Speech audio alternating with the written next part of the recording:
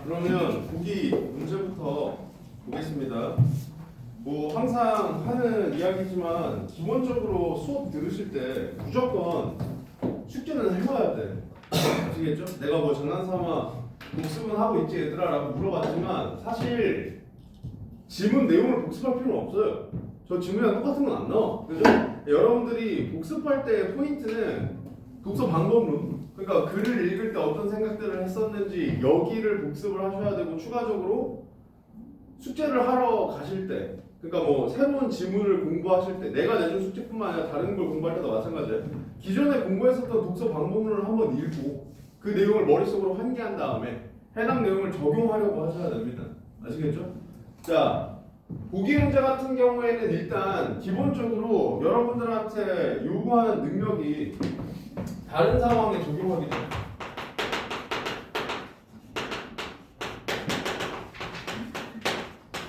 그러니까 이런 성취 기준은 사실 내가 지금 만들어내고 있는 게 아니라 여러분들이 모의고사 해설지 같은 거 보시면 거기에 이 문제가 어떤 능력을 평가하려고 낸 거다라는 내용이 있어요. 거기 보시면 이제 보기형 문제 이렇게 적혀 있습니다. 다른 상황에 적용하기 혹은 구체적 사례에 적용하기 이렇게 써 있어요. 그럼 여기서 이야기하는 이 다른 상황에 적용하라는 거에서 생략된 게 무언가를 다른 상황에 적용하라는 뜻일 거 아니야. 그죠? 그럼 그 무언가를 해당하는 건 당연히 지문을 낼 거고, 우리가 읽은 정보는 지문밖에 없잖아. 그죠? 결과적으로 이 문제를 풀기 위해 필요한 정보도 지문에 있다는 뜻이고, 추가적으로 다른 상황에 해당하는 건 이 문제를 기준으로는 보기가 되겠죠. 그죠? 그러면 이 유형 같은 경우에는 우리가 접근할 때 어떤 생각을 해야 되느냐? 지문과 보기에 접점이 있다는 생각을 무조건 해야 돼요. 그죠? 그러니까 아무리 생뚱맞은 예시처럼 느껴진다고 하더라도 이게 갑자기 왜 나와? 라는 생각이 들더라도 머릿속에 어떤 확신이 있어야 되냐면 여기에는 무조건 지문과 관련된 정보가 존재할 거다. 이 생각을 가지고 있어야 돼요. 무슨 말인지 아시겠죠? 안 그럼 독서 문제가 아니잖아. 지금 우리가 보고 있는 건 사실 독서인데 읽은 정보는 지문밖에 없어요. 그럼 당연히 지문과 관련된 정보를 가지고 보기를 해석해야겠죠. 그래서 접점을 찾는다라는 의식을 가지고 보셔야 되고, 이걸 조금 더 풀어서 설명하면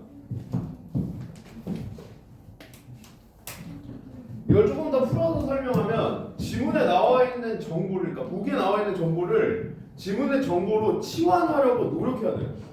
무슨 말인지 아시겠죠? 사실 이게 보기를 읽으면서 접점을 못 잡아도 선지를 보면서 접점을 떠올릴 수는 있어요. 그러니까 선지에서 너네들한테 자 이거 맞아 틀려 라고 물어봤을 때 그 내용을 확인하려다 보면 당연히 접점을 떠올리게끔 돼 있긴 하거든요. 근데 중요한 건 이거야. 접점을 보기를 읽으면서 못 찾았으면 선지를 읽으면서 그런 식으로라도 찾아야겠지. 근데 공부를 할 때는 그 생각을 버리라 이 얘기입니다. 공부를 할 때는 그냥 보기 읽을 때부터 접점을 최대한 뽑아내려고 의식하세요. 이게 보기를 읽으면서 접점을 잡은 상태에서 선지를 판단하는 거랑 선지를 읽으면서 접점을 떠올리는 거랑 속도건 효율성이건 정확성이건 차이가 많이 납니다. 무슨 말인지 아시겠죠? 그래서 그 내용을 가지고 일단 보기를 좀 같이 볼게요. 이 생각을 하면서 행정입법 생각나죠? 지금 저번 주에 봤기 때문에 까먹으면 안 되고. 자, 윗글을 바탕으로 보기의 가의 다에 대해서 이하 내용으로 가장 적절한 걸 고르래. 갑은 새로 개업한 자신의 가게 홍보를 위해 인근 자연공원에 현수막 설치하려고 한대. 현수막 설치에 관한 행정 규제의 내용을 확인하기 위해 시청에 문의하고 아래와 같은 통신을 받았대요. 다음과 같이 알려드립니다. 5개 광범을 어쩌고 저쩌고 법률 제3조, 얘를 이 글자를 눈으로 읽고 있으면 안 된다고요. 여기 읽으면서 법률 하는 순간 뭘 떠올려야 돼? 그래, 국회 이걸 떠올려야 돼. 아, 가는 국회가 제정한 법률이구나 이 생각을 해야 됩니다. 이렇게 읽어야 된다 이 말이에요. 무슨 말인지 알겠죠? 신고 대상 광고물에 관한 사항은 대통령령이 못 떠올리면 돼요. 그 중에서 뭐? 그래, 위임명령. 자, 한번 됩니다. 나는 위임명령 5조에 규정되어 있습니다. 이에 따르면 문의하신 규격의 현수막을 설치하시려면 설치 전에 신고하셔야 됩니다. 또한 위 법률 제16조에 의하면 어쩌고저쩌고 규정하고 있습니다. 표시하는 방법에 대해서는 땡땡시 지방의회에서 제정한 법령 뭡니까? 그래, 이렇게 잡으면 된다. 그러니까 보기를 이렇게 읽으면 된다 이 얘기예요. 무슨 말인지 아시겠죠? 자, 이렇게 읽었다고 생각하고 1번 가의 제3조의 내용에서 나의 제5조의 신고 대상 광고물에 관한 사항이 구체적 내용을 확인할 수 있다. 그러면 일단 가 같은 경우에는 국회가 제정한 법률이고 나 같은 경우에는 위임명령이죠. 그러면 국회랑 위임명령 간의 관계를 생각했을 때 우리가 지문의 내용을 생각을 했을 때 국회보다 행정기관이 처리하기에 좋은 일들을 위임하기 위해서 위임명령을 하는 거잖아. 그죠? 그러면 가 법률과 나 법률 중에서 어디가 더 구체적이겠어요? 얘가 더 구체적이겠죠? 그러니까 이게 첫 번째 방법이고요. 지문을 이해했다면 사실 이렇게 처리하는 게 베스트입니다. 자, 근데 시험장 상황을 가정할게요. 시험장 상황을 가정했을 때 선지 판단에 대한 근거가 명확하게 떠오르지 않을 수도 있겠죠. 그러면 일단 이 생각을 먼저 하세요. 보기 문제는 너네들한테 세 가지를 요구하는 거예요. 첫 번째, 지문에 근거가 있느냐. 두 번째, 보기에 근거가 있느냐. 마지막 세 번째, 둘 다 근거가 있다면 선지 진술은 타당하냐. 이 세 가지를 묻는 거거든요. 근데 접근 순서를 보기 문제 같은 경우에는 어떤 방식으로 접근하시는 게 좋냐. 일단 보기에 근거가 있는가부터 체크하는 게 좋습니다. 이 이유는 첫 번째로는 내가 항상 강조하는 국어 영역의 대전제 있죠. 한 번에 확인해야 될 정보의 양은 적으면 적을수록 좋다. 지문보다 보기의 정보 양이 더 적죠.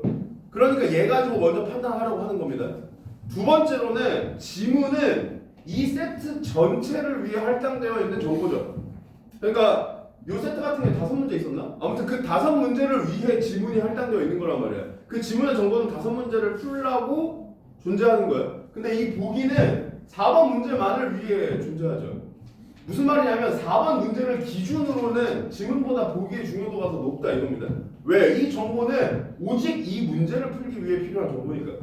무슨 말인지 알겠죠? 그래서 이 두 가지 이유 때문에 근거를 체크할 때도 보기에 근거가 있는지부터 체크하려고 하시는 게 좋아요. 그러면 실제로 지금 보기를 보시면 가의 내용이 여기에 규정되어 있다 이렇게 써있죠. 지금 보기에 진술이 그렇잖아. 가의 사항은 나에 규정되어 있다 이렇게 써있죠. 내가 문장이 길어서 눈으로 쭉쭉쭉 훑어 읽었을 때 무슨 말인지 잘 모르겠다 라는 생각이 들면 서술어 중심으로 다시 읽으라 그랬죠. 그죠? 그래서 서술어 중심으로 이 문장을 다시 읽으면 사실 이게 지금 한 문장이잖아. 그죠? 규정되어 있어. 여기에 뭐가 이게 이렇게 구성되어 있잖아. 그죠? 그럼 당연히 여기가 훨씬 더 구체적이겠죠. 이렇게 잡는 것도 방법입니다. 무슨 말인지 아시겠죠? 뭐 어쨌든 1번은 아웃. 그 다음 2번 나의 5조는 가의 16조로부터 제정할 사항의 범위가 정해져 위임을 받았겠고 일단 나가 위임 명령인 건 맞아요. 위임 명령인 건 맞아. 근데 역시 마찬가지야. 보기에서 나의 위임한 법률은 몇 조래? 3조죠 3조. 그죠? 그러니까 16조가 아니잖아. 얘는 조례잖아 조례. 그죠? 그러니까 아웃. 그 다음에 3번 나는 다와 달리. 그럼 요거 가로치고 자 얘도 그냥 팁이야 팁. 들어두세요. A와 달리 B는 C이다. 이걸 판단할 때 기본적으로 마찬가지야. 그냥 대전제는 바뀌지 않아. 한 번에 확인해야 될 정보의 양을 최소화한다. 그러니까 무슨 말이냐면 이것도 사실 너네들한테 요구하는 건 첫 번째 B는 C이다. 두 번째 A는 C가 아니다. 이거 체크하라는 거잖아. 그래서 이 선지가 너네한테 묻는 게 이런 거 눈으로 한 방에 해도 돼. 그리고 그렇게 해도 무리가 없다는 거 나도 알아요. 근데 여기 A, B, C에 단어가 아니라 문장이 들어가는 경우가 있다. 특히 명제 지문 같은 거 있죠. 철학 지문. 그러면 어떠한 명제와 달리 어떠한 명제는 어떻다 이런 식으로 기술낼 수 있는데 그때는 눈으로 보고 판단하기가 힘들어요. 그러니까 일단 이 선지 자체가 너네들한테 요구하는 게 이거다라는 사실을 1차적으로 알아두시고 그 다음에 두 번째로는 한 방에 할 수 있어도 웬만하면 한 방에 하지 말라고. 알겠죠? 그냥 얘를 괄호 쳐요. 첫 번째로. 그래서 얘를 먼저 체크해. 그 다음에 이거 체크한다. 이렇게 두 단계로 찢으시고, 사실 이것도 다시 둘로 찌는 게 좋습니다. 이렇게. 그 다음에 뒤집기. 이거 왜 그러냐면 마찬가지야.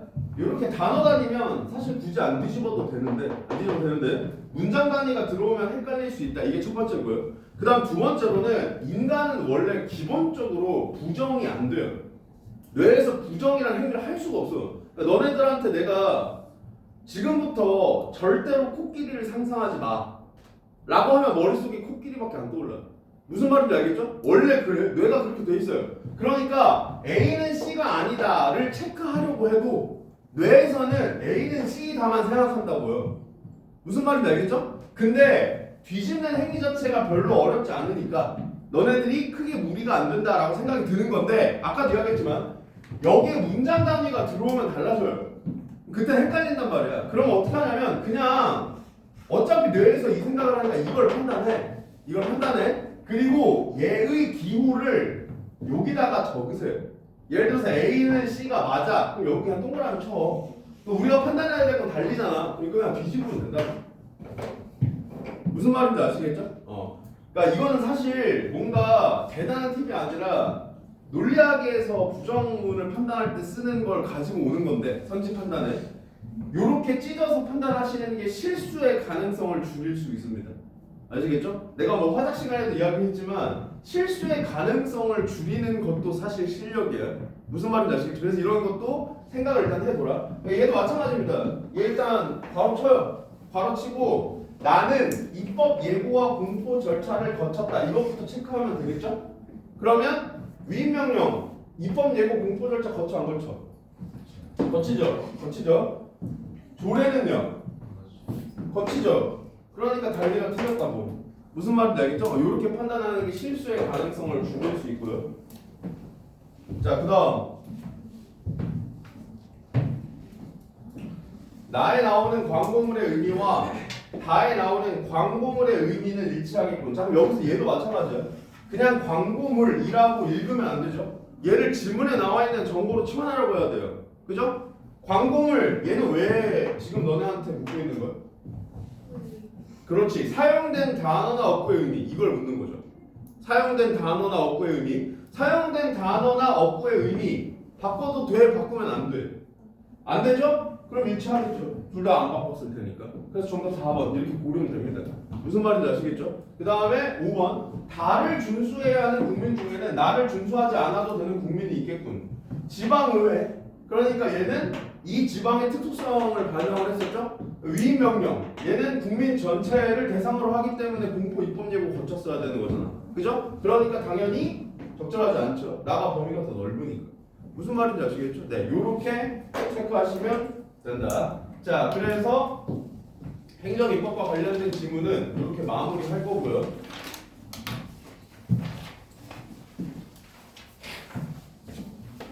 이제 두 번째 지문으로 갑니다.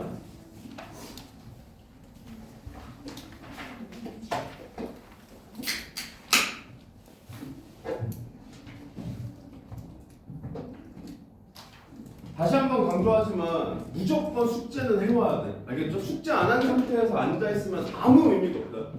숙제를 안 한 상태에서 앉아있잖아요? 그럼 첫 번째로는 그냥 독서 잘하는 애가 어떻게 읽는지 구경하는 거고요. 두 번째로는 너네들이 듣는 내용이 독서 방법론이 아니라 이 지문의 내용이 돼요.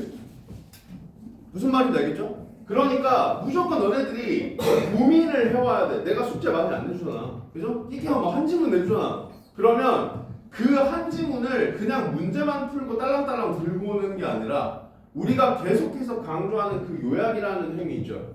걔를 하려고 노력한 상태에서 와야 돼요. 왜냐하면 하려고 노력해 봐야 본인이 어디가 안 되는지를 알아. 내가 계속 강조하지만 공부는 결국 모르는 걸 알아가는 거예요. 모르는 걸 알아가려면 내가 뭘 모르는지를 알아야 돼요. 그러니까 내가 뭘 모르는지 아는 상태로 앉아 있어야만 공부가 의미가 있단 말이야. 무슨 말인지 알겠죠? 그렇기 때문에 양도 많이 주지 않고, 그리고 숙제를 안 한 상태에서 들으면 의미가 없다. 이거를 계속 반복해서 강조하는 겁니다. 그리고 어차피 얘기 나온 김에 추가적으로 이야기하자면 그 손필기 나눠준 거 있잖아요. 그죠? 그 구성으로 되어 있는 지문들이 좀 있어요. 왜냐면 이게 어쨌든 내가 쓴 교재에서 갖고 와서 너네들한테 나눠준 거기 때문에 그 교재에 수록되어 있는 다른 지문들도 있단 말이에요. 그러니까 본인이 이 스타일로, 그러니까 얘는 어쨌든 그냥 내가 단순히 말로 하는 게 아니라 구성 자체가 문장을 요약하고 문단을 요약하고 이렇게 구성이 되어 있잖아요. 그죠? 그걸 따라가면서 연습을 해보고 싶다 하면 저 뭐 질답 시간이든 와가지고 달라고 하세요. 그럼 줄게요. 대신 줄 때 손필기를 바로 주진 않을 겁니다. 그냥 빈 걸 주고 해오면 줄 거야, 손필기를. 무슨 말인지 아시겠죠? 그래서 그런 식으로 활용하셔도 되고, 아니면 우리 행정입법은 빈칸도 사실 있었죠? 그 빈칸으로만 구성되는 지문들도 있어요. 그러니까 만약에 본인은 빈칸 넣기를 통해 이 글을 읽을 때 내가 어떤 생각을 하는지 궁금하다. 그게 필요한 친구들은 또 와서 달라고 하셔도 되고. 아시겠죠? 그런 식으로 활용하세요. 왜냐면 내가 정규반 때 지금 숙제의 양을 많이 주지 않잖아. 그죠? 첫 번째로는 너네들이 내가 단순히 양을 많이 줬을 때 시간에 붙여서 양치기가 될까봐 하는 걱정이 하나가 있고요. 계속 이야기하지만 양은 중요하지 않아. 고민해야 돼. 반대로 얘기하면 하나니까 내일 독서 수업이네, 오늘 해야겠다, 이런 식으로 숙제하면 의미가 없거든. 아시겠죠? 왜냐하면 내가 오늘 고민해서 안 풀리는 게 내일 보면 갑자기 풀릴 수가 있어요. 그러니까 하루를 고민하는 걸로 끝내면 안 돼. 무슨 말인지 아시겠죠? 붙잡고 될 때까지 안 되는 부분을 되게 하기 위해서 고민과 고민을 계속 반복해서 거친 상태로 앉아야 돼. 이게 첫 번째고, 그 다음에 두 번째로는 이 지금 독서 교재에 수록되어 있는 애들은 사실 평가원 기출이잖아요. 평가원 기출이잖아. 이런 이야기하면 너네들한테 조금 상처가 될 수 있을까봐 걱정이지만 그냥 까놓고 얘기할게요. 독서 수준이 어느 정도 오르기 전까지 평가원 지문을 공부하는 게 지문이 아까워. 무슨 말인지 알겠어요? 평가원 지문은 정말 잘 쓰는 지문이거든요. 왜냐면 쓴 거잖아. 그냥 문제를 위해 이 지문을 새로 쓴 거란 말이야. 그렇기 때문에 너네들이 독서 실력이 늘면 늘수록 진짜 잘 썼다는 느낌을 받게 돼요. 그 수준이 되면 평가원 지문으로만 공부해도 돼. 근데 지금은 까놓고 얘기해서 교육청 기출을 보든 아니 뭐 사설 기출을 보든 평가원 기출을 보든 솔직히 너네들이 와 얘는 진짜 잘 썼다, 얘는 이 부분이 좀 비어있네, 이거의 차이를 인식하기는 이르다고 생각이 들어요. 그렇기 때문에 반대로 얘기하면 내가 어쨌든 너네들한테 가르치는 건 공부 방법이고 내 수업의 목적은 내가 없을 때도 공부를 할 수 있게 만드는 게 목적이라고 했죠. 반대로 얘기하면 너네들 혼자 추가적으로 문제를 풀고 있는 게 좋습니다. 아시겠죠? 단순히 문제에 집착하는 게 아니라 어떤 지문이든 보고 있는 게 좋아. 만약에 그 지문을 선정하지 못하겠으면 달라고 하라 이 말이야. 아시겠죠? 그리고 화작 때도 내가 이야기했던 것 같은데 지금 현 상황에서 상담원 친구한테도 마찬가지고 현 상황에서 고1, 2 기출을 보는 걸 두려워하지 마세요. 아시겠죠? 어려운 수준의 지문을 읽으면서 독해력을 향상시켜야 되는 건 맞는데 내 수준보다 과하게 어려우면 오히려 동기가 꺾여요. 그러니까 나는 열심히 한다고 하고 있는데 아무리 해도 안 되니까. 그죠?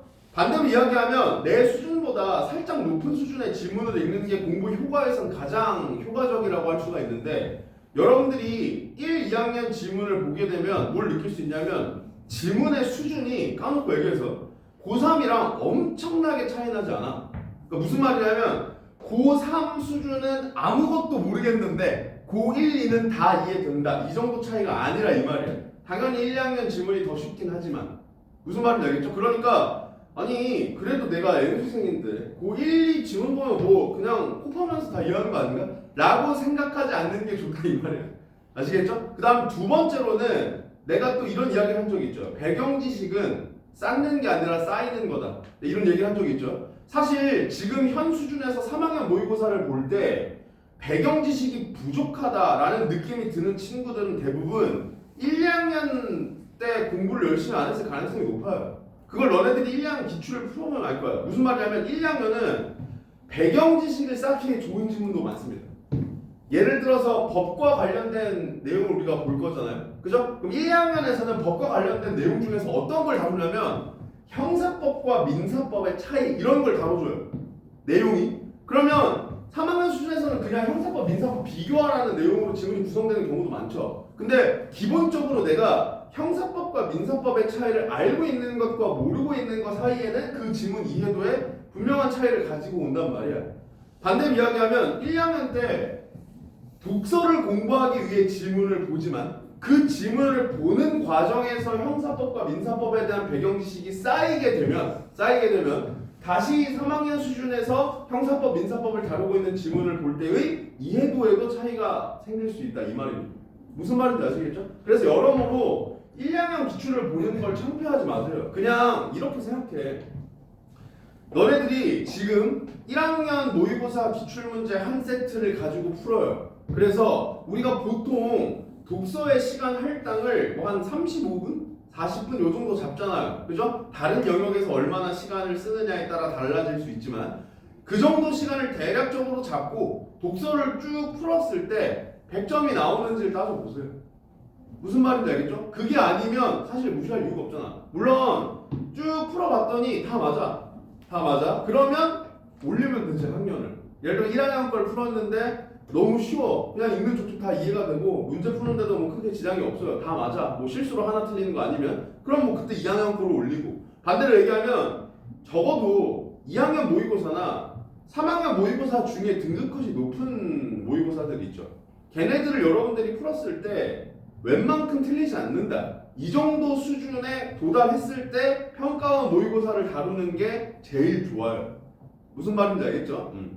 자, 잠깐 공부 방법과 관련된 이야기를 했고 얘도 그래서 여러분들이 미리 읽어왔어야 됩니다. 아시겠죠? 나랑 지금 이 지문을 이해하려고 하는 게 아니잖아. 이 지문은 도구야. 그죠? 우리가 독서를 어떻게 공부할 것인가를 알기 위한 도구니까 여러분들이 읽어온 내용이랑 비교하면서 들어야 돼. 나는 저 부분이 막혔는데 저 새끼는 저걸 어떻게 읽지? 이걸 봐야 된다고. 무슨 말인지 알겠죠? 자, 보겠습니다. 사무실의 방충망이 낡아서 파손되었다면 세입자와 사무실을 빌려준 건물주 중 누가 고쳐야 할까? 자, 화제 던집니다. 그죠? 그러면 일단 건물주, 세입자 중에서 누가 고쳐야 할까에 대한 물음이니 얘는 잡아야 된다고 생각을 할 거고 그 다음 이 경우 계속 강조하지만 지시표현 머리로 환기해야 된다. 알겠죠? 지시표현을 안 보고 이야기할 수 있어야 앞에 걸 이해하고 넘어갔다고 할 수 있는 거라고 했어요. 그죠? 그리고 지시표현이 나올 때마다 이걸 의식적으로 확인해 버릇해야 실제 시험장에서도 내가 어디서부터 망가졌는지를 피드백할 수 있다. 아시겠죠? 공부할 때는 그러니까 이런 거 내가 물론 색깔로 표시해놨지만 너네들도 의식적으로 체크하길 바라는 마음에서 색을 표시하는 거야. 내가 요 부분 읽으면서 지시표현이네 내가 이거를 안 보고 이야기할 수 있나?를 점검했나를 생각하라고. 무슨 말인지 아시겠죠? 자, 그럼 여기서 이가 뭐예요? 보지 말고 얘기해. 그렇지. 정확하게 얘기 못해도 돼. 왜냐면 내용을 이해하는 게 중요한 거지 이걸 암기하라는 게 아니잖아. 그죠? 그러니까 뭔가 고장났을 때 둘 중에 누가 고쳐야 되지? 이 정도만 떠올려도 괜찮습니다. 왜? 둘이 누구인지 눈으로 확인하면 되니까.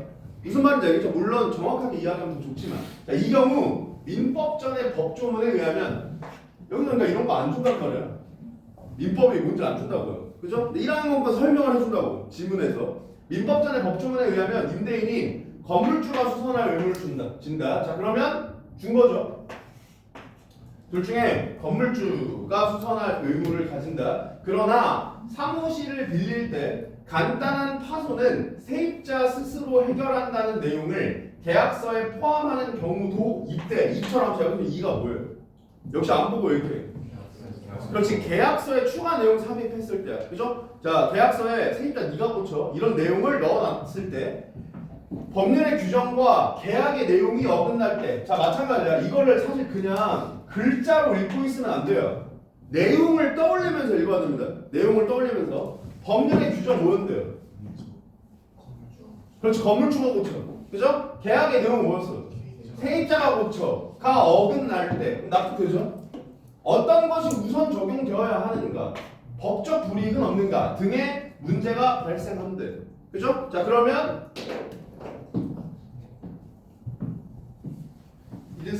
어떡하지? 왜 넘겼겠어? 1문단 요약합니다. 알겠죠? 1문단 앞에 봐. 머릿속으로 계속 생각한다. 알겠죠? 생각해. 1문단 화두 뭐였어요?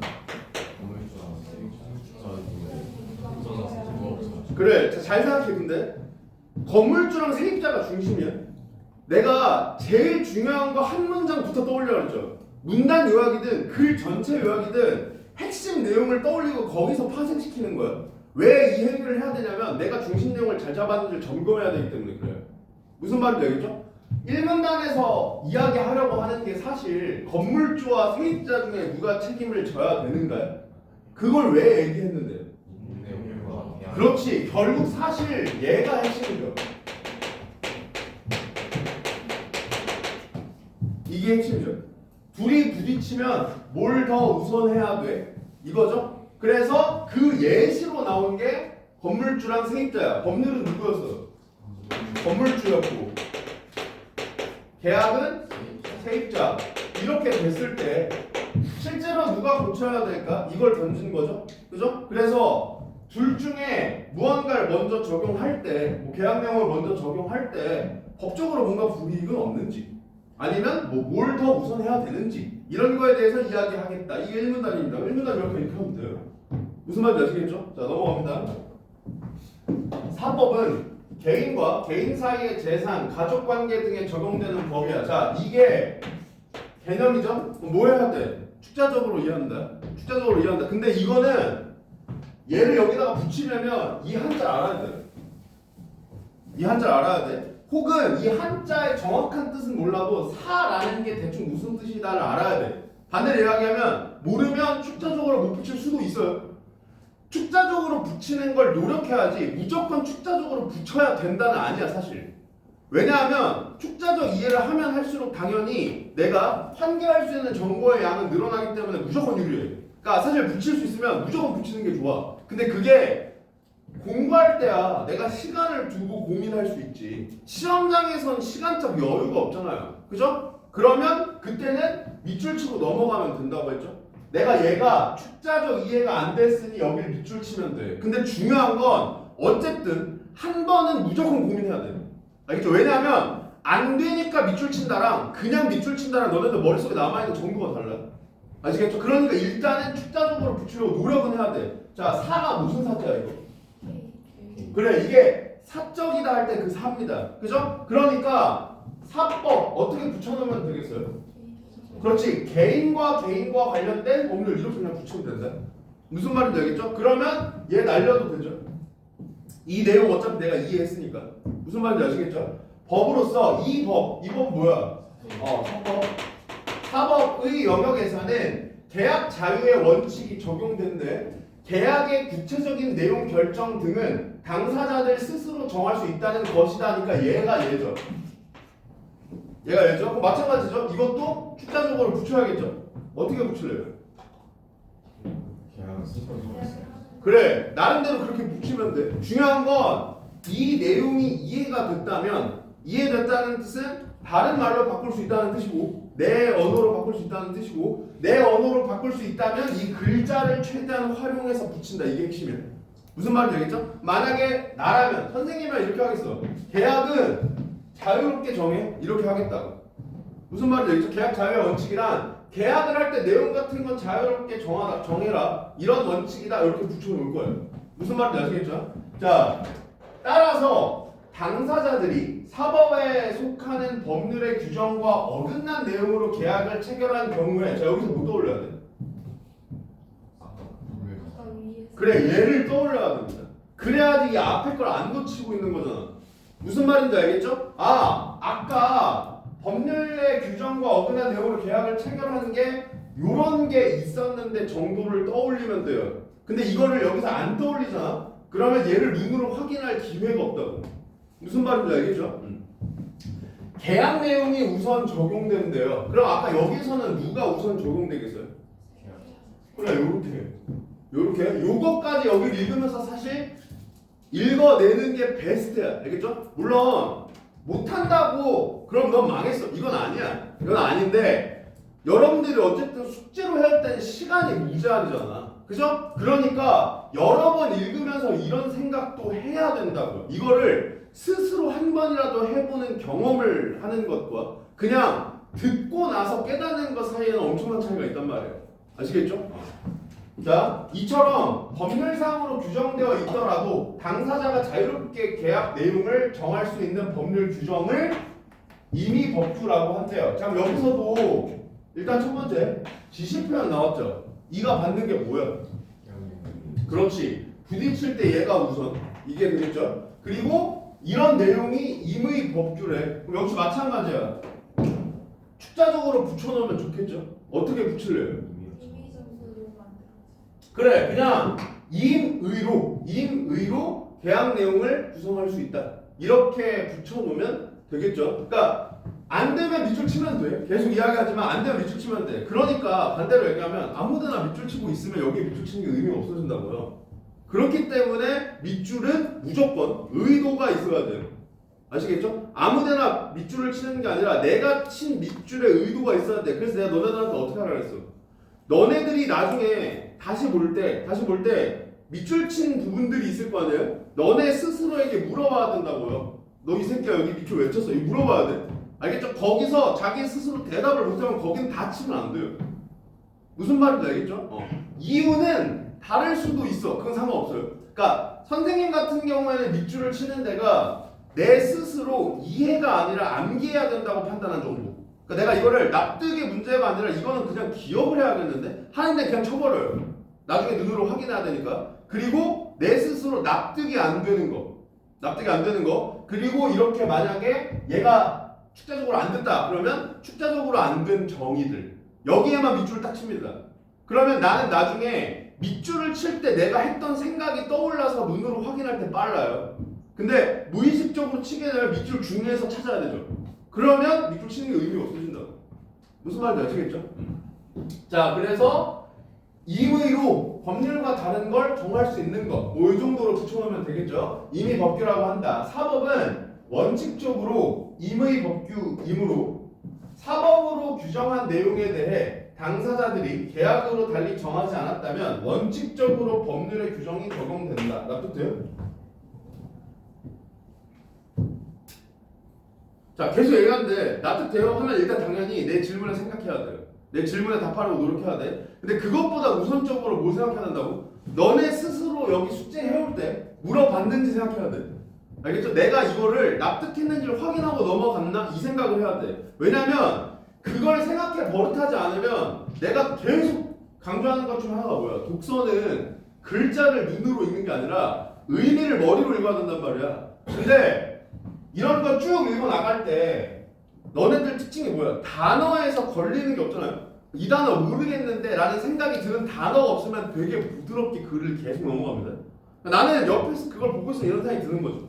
저걸 진짜 다 이해하고 넘어가는 건가? 이 생각이 드는 거야. 그러니까 그거를 너네 스스로 점검할 수 있어야 되고 그 점검 방법으로 요약을 택하라고 이야기를 한 거죠. 그러니까 이런 것도 마찬가지야. 만약에 문장 단위 요약을 실시한다면 너네들이 싫어도 여길 요약하기 위해 이해했는지를 물어봤을 겁니다. 왜냐면 요약을 안 보고 해야 되잖아. 그죠? 근데 요약이라는 행위를 문장 단위를 뛰어넘어서 그냥 문단 단위로 하게 되면 그냥 대충 뭐 이런 내용이겠지 하고 넘어갔을 수도 있단 말이야. 그래서 순간순간 문장을 읽으면서도 너네들 스스로에게 자꾸 묻는 그 습관을 들이셔야 돼요. 아시겠죠? 자, 다시 묻습니다. 요 말이 무슨 말인지 알겠어요? 지금까지 계속 이야기한 건 이거였잖아. 그죠? 계약, 우선 이래며. 근데 여기는 법률이 적용된다며. 그죠? 왜 이야기가 나온 거야? 그렇지. 그러니까 사실 당연한 거죠.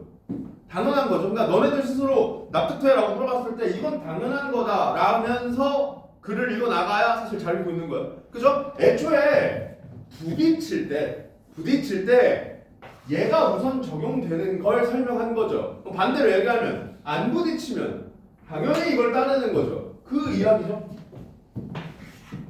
계약으로 달리 정하지 않았으면 원칙적으로 법률의 규정이 적용돼요. 반대로 이야기하면 정했으면 계약을 따르는 게 임의 법규다. 이게 전제되어 있는 거죠.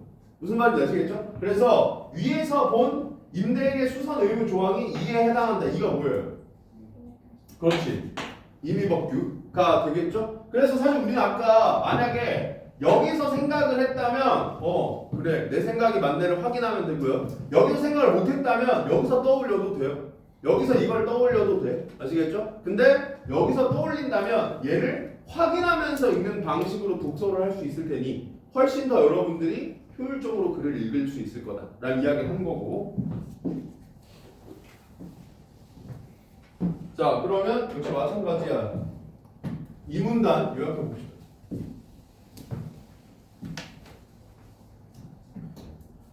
앞에 보고 자 이 문단 뭐에 대한 내용이야? 그렇지. 임의법규에 대한 내용입니다. 그죠? 그러니까 사실 정확히 얘기하면 요 상황과 관련된 내용을 이야기하는 거죠. 요 상황과 관련된 내용을 이야기하는 거죠. 그래서 임의법규가 뭔데요? 그렇지. 임의로 정할 수 있어요. 뭐를? 그렇지. 계약 내용을 법률과 다르게 임의로 정할 수 있어. 그죠? 그래서 임의법규 같은 경우에는 계약과 법률이 충돌할 때 어떻게 된다? 만약에 얘네 둘이 충돌하게 되면 임의법규는 얘를 따른다 이 이야기죠. 그죠? 그래서 실제로 얘가 여기에 해당한다. 요 여기까지 와 있었던 거. 그래서 그럼 요 정도로만 요약해도 충분합니다. 내용을 내가 이해했는지를 확인하는 게 핵심이니까. 자, 이어서 또 읽어요. 그러나 법률로 정해진 내용과 어긋나게 계약을 하면 당사자들에게 벌금이나 과태료 같은 법적 불이익이 있거나 계약의 효력이 부정되는 예외적 경우도 있대요. 내가 얘는 솔직히 이해 영역에서 무조건 핵심적으로 봐야 되는 표현은 아니지만 우리가 어쨌든 지문을 보는 목적이 문제풀이에 있고요. 선지를 구성할 땐 장난질 치기 좋은 정보이기 때문에 좀 예민하게 읽는 게 좋다. 이런 이야기를 했었죠. 근데 여기서는 이 글을 이해하는데도 되게 중요한 표현이죠. 왜냐하면 자 예외적인 경우도 있대. 반대는 무슨 말이에요? 원칙이 있다는 거죠. 그 원칙이 뭐였는데? 예저예요. 그죠? 그러니까 여기서 이걸 떠올려야 돼. 여기는 이걸 떠올려야 돼. 이걸 떠올려야 된다는 얘기는 무슨 이야기냐면 이 정보에 지금 뭐를 붙여야 되냐? 얘와 관련된 정보를 붙여야 돼요. 무슨 말인지 알겠어? 지금 얘가 원칙이었는데 법적 불이익이 있거나 계약의 효력이 부정되는 경우도 있대. 그죠? 그럼 이걸 읽으면서 무슨 생각을 해야 되냐면 얘는 법적 불이익이나 계약의 효력이 부정됐었나라는 생각을 해야 된다고. 무슨 말인지 알겠죠? 내가 비교 대조 같은 거 할 때도 차이점이 등장하면 그 순간 얘랑 대조적 정보로 제시됐던 앞에 정보를 머릿속으로 환기해보라 그랬죠. 왜? 환기했을 때 안 떠오르면 그때 확인하는 데는 얼마 안 걸려요. 그죠? 근데 그때 내가 이 앞에 이거와 대조적 정보로 제시되어 있는 게 뭐였지? 라는 생각을 안 하고 문대고 넘어가면 나중에 수정하는데 어디서부터 봐야 될지 몰라요. 우리 그 행정입법에서 조례 파트 할 때 내가 이야기했었잖아. 조례 파트 할 때 뭐 위임명령과 달리 어떻다면 위임명령은 어땠지 이 생각을 해야 된다라고 했었죠. 그거랑 마찬가지야. 예외적이야. 그러면 원칙은 어땠지 이 생각을 해야 된다고. 무슨 말인지 알겠죠? 여기서 원칙은 어땠지? 라고 생각했는데 머리로 환기가 안 돼. 그러면 위로 올라가서 확인하는 거 10초도 안 걸려요. 그죠? 실제 시험장에서 눈으로 그냥 올라가서 읽기만 하면 되니까. 근데 여기서 이걸 문대고 넘어가잖아요. 그럼 나중에 정보가 섞여요. 그럼 그림 안 가. 무슨 말인지 아시겠죠? 물론 공부를 할 때는 머리로 안 돼. 환기가 안 돼. 그럼 걔를 찾으러 가는 게 아니라 그냥 1, 2분 다시 읽으세요. 무슨 말인지 알겠죠? 정리가 안 된 거니까. 근데 시험장에서는 어쨌든 이 생각을 통해 눈으로 확인하면 된다 이 소리예요. 자 그러면 임의법규는 법적 불이익. 그 다음에 계약의 효력. 얘를 기준으로 봤을 때 법적 불이익이 있어 없어? 없어. 그죠? 계약 내용 따라도 없고요. 계약의 효력은 유지되는 거죠? 계약이 우선이라고 했으니까 요 생각까지 하면 좋다 이 얘기입니다. 무슨 말인지 아시겠죠? 우선 체결된 계약 내용이 법률에 정해진 내용과 어긋날 때 법적 불이익이 있지만 계약의 효력 자체는 그대로 두는 경우가 있다. 여기서 이제 무슨 생각을 해야 되냐면 우선 얘인데 얘다 이렇게 나눠왔죠. 자, 무슨 생각을 해야 되냐면 이제부터 필자는 분류를 할 거예요. 그래서 우리가 글을 읽는 방식은 필자가 글을 전개하는 방식과 동일해야 된다 그랬어요. 그리고 필자가 글을 전개하는 방식과 동일해야 된다의 의미가 눈으로 따라 읽으라는 게 아니라 얘가 전개하는 방식을 의식해야 된다라고 이야기를 했었죠. 그 분류 기준이 얘네구나라는 생각을 해야 돼요. 무슨 말인지 알겠죠? 그러니까 이제부터 나는 정보를 얘랑 얘를 기준으로 나눈다라는 생각을 해야 된다고. 무슨 말인지 아시겠죠? 그래서 첫 번째, 법적 불이익은 있어. 그리고 효력 자체는 그대로 둬. 여기에 해당하는 것부터 이야기하겠다 이거죠? 그래서 여기서도 지시표현 2로 이걸 다시 맞는 거죠. 그럼 여기서 다시 한번 이거 환기할 거 아니야. 법적 불이익은 있지만 효력은 그대로 두는 경우 이에 해당하는 법조문을 단속 법규라고 한대. 그리고 너네들 이제 약간 너네들 정도면 짬바 있잖아, 짬바. 그죠? 얘 보는 순간 이 새끼랑 비슷하게 생겼잖아요.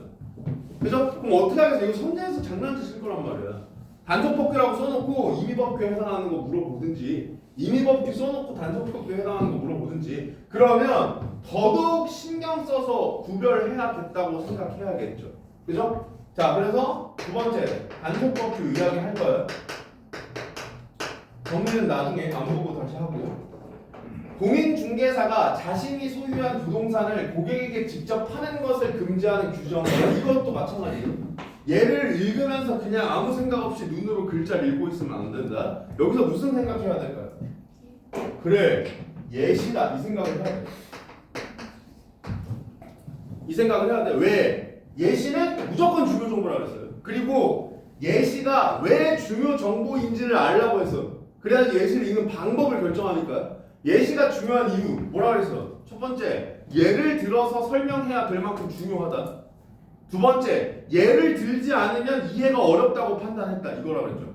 그러니까 우리가 반드시 이해해야 하는 정보인데 이 예시가 없으면 이해가 어려울 거라고 생각해서 필자가 준 힌트다. 이렇게 생각해야 돼요. 그죠? 따라서 예시를 읽는 방법은 내가 예를 들어서 지금 여기서 단속법규에 있잖아요. 단속법규의 내용을 이해했어. 이게 무슨 말인지 알겠어? 그러면 내 이해가 맞는지 확인하면 되고요.